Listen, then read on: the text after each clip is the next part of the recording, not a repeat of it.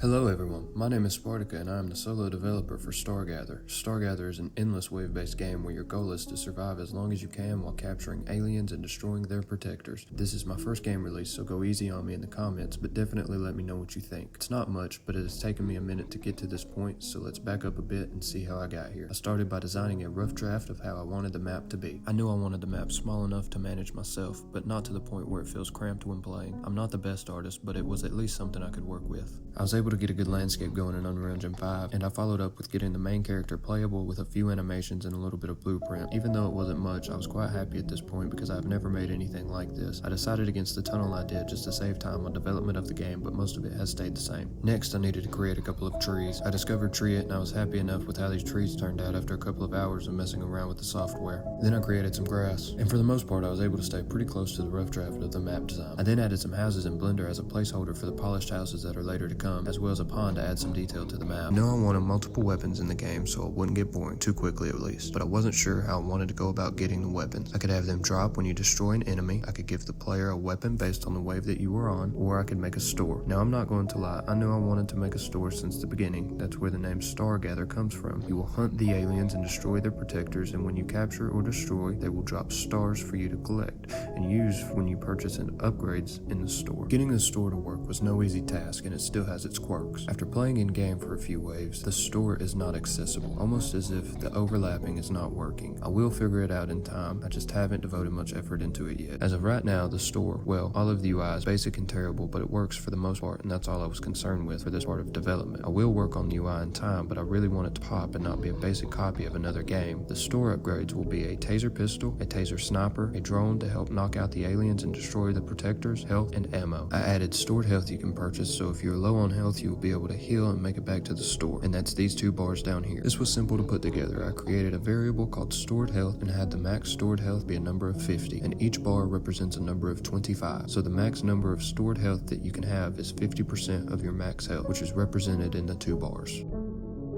I then added some rocks, flowers, mushrooms, and bushes to really make the world pop and come to life. And that's where I'm at so far. I still have a lot to go, but I hope to have this released in 2024. I'm shooting for Q3, but it may end up Q4 of 2024. Soon I will be creating a Steam page for wishlists, but for now, like and subscribe. If you like this, then please go follow me on X at SparticaDev, where I post all of my updates. Hope to see you soon. Peace.